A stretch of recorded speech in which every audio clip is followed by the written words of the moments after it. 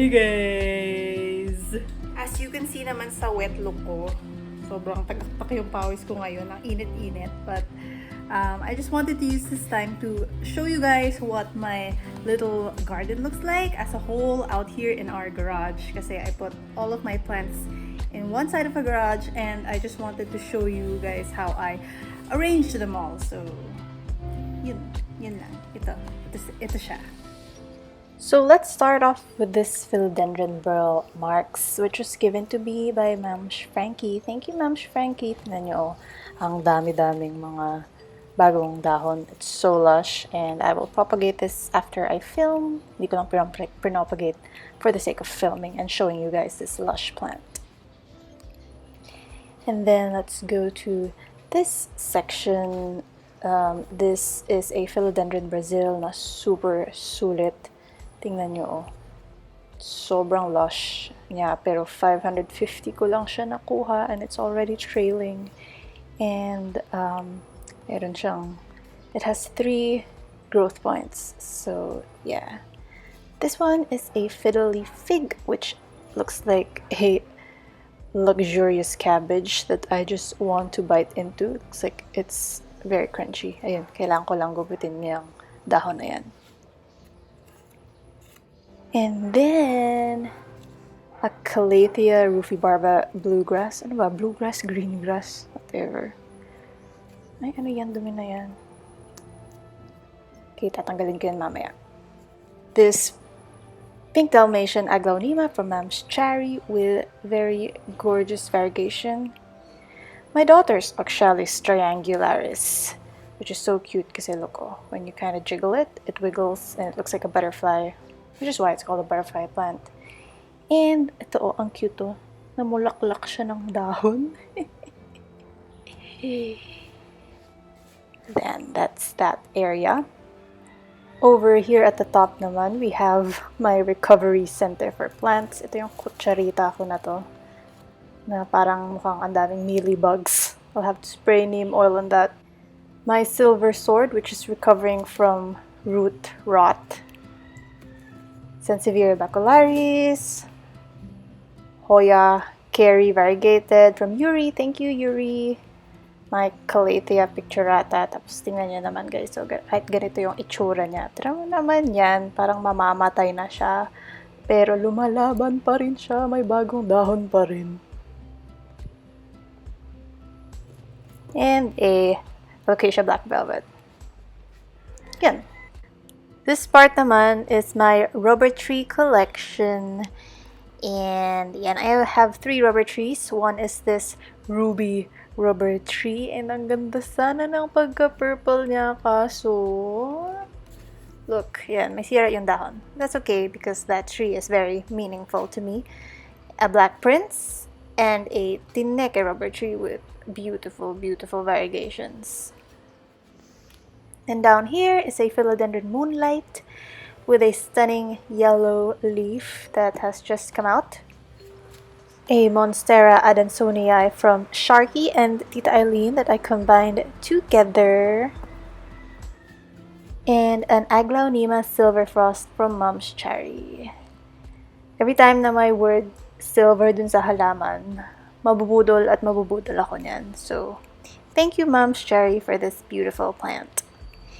And then over here are my Calatheas, all bundled up together in a nice humid spot. This is a magic star, which was lush when I got it. And it's better to have it lush para more chances of it staying alive. And, ayan, parang winisikan lang ng pintura yung dahon, diba? Yan.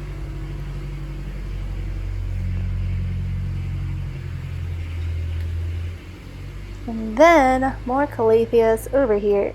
If you can see, I have a humidifier, which is off kasi parang humid naman. This is my Calathea medallion. Currently, my favorite Calathea. Tingnan mo naman yan. She is a star! Look at that. Look at those patterns. Look at those leaves.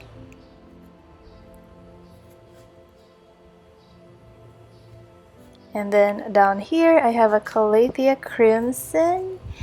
I had to cut some leaves off and some parts off. that's okay because new leaves are growing out over there and more down here. I don't know if you can see, but ayun na. Ewan ko kung nakita mo yun. Pero meron siya, promise. Let's move that to the back. Here's a Maranta Lucinura Kerchoviana. By the way, yung mga powder na yan, that's diatomaceous earth to keep my ants out of the plants. Dries up the ants, basically. And then when you go up here, we have my philodendrons and pothos plants na lush and mababait. Ito mga arte itong mga calatheas na to. Ito, ang gaganda nila pero ang arte. Pero ito, mababait. Philodendron Temptation, a trailing golden pothos with beautiful variegations. And then here is a neon pothos, another golden pothos with kind of lame variegations. So, ayan sila. Medyo weird lang kasi hindi ko maintindihan bakit, ayan oh. They're kind of turning that way for some reason. I don't know why, but the sun is in the other side. So, ayan. Yeah, so that's my little spot over here. Dito naman, excuse the messy wires, that's my power bank and humidifier.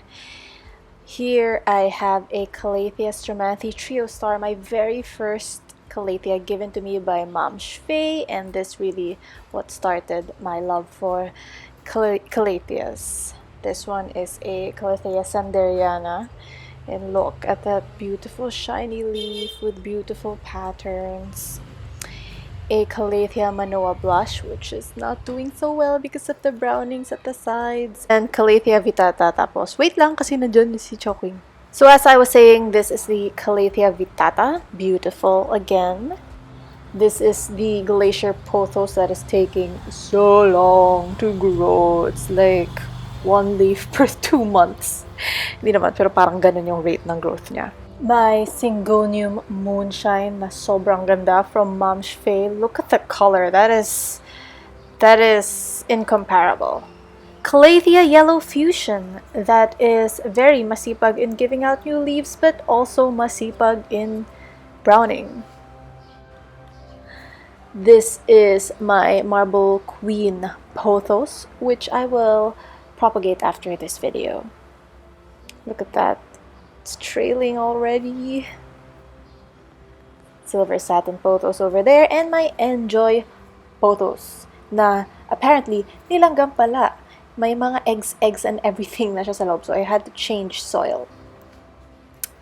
This one is the Alocasia Frydek. It is a stunning plant that just pops out of any kind of setup. Look at that. Nice and velvety, and I'll show you the before somewhere in the screen.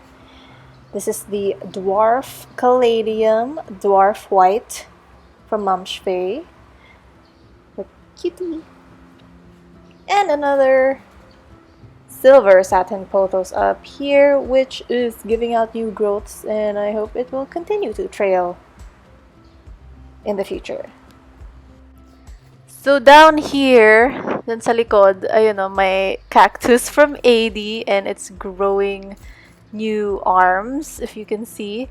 And down here naman is my first Calathea pala. This is my first Calathea from AD again. Calathea Rattlesnake.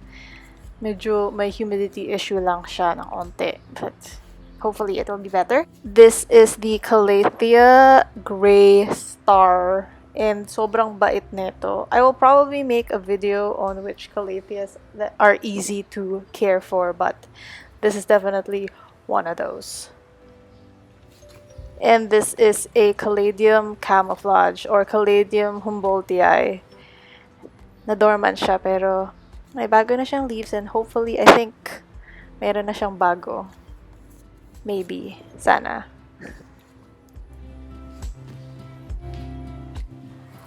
This one naman is my last part of the garden, but it's also just a fusion of different colors and textures, and I think it's just a stunning area as well. So, yeah, this one is the Philodendron Green Emerald, given to me by Mom's Frankie. And let's see, this one is the Tropic Marian Dumcane or Dieffenbachia from Mom's Cha. And this is a Calathea zebrina na ang daming kagat-kagat pero okay lang, still pretty for me. And then over here we have the Calathea. I'm confused. Is this the Louisei or Albertii? I don't know which one it is anymore, but yeah, look, oh, it has a lot of new growths as well. It's so masipag. A Calathea, a Stenanth tricolor. Okay, it's very easily confused with the Trio Star. Ayan, no, pero magkaiba siya, as you can see. It's still very different from one another. Yung patterns ng leaves niya. A Walichi, Shishmatoglotis Walichi, Wachili? Ano ba? Which one is it? From Mom's Cherry, which is kind of dying because it keeps on giving out new flowers and it's not making new leaves, just flowers. So I have to cut the flowers off. Pero if you can see, there's a new plant coming out, so hopefully that will continue to grow into a nice big plant.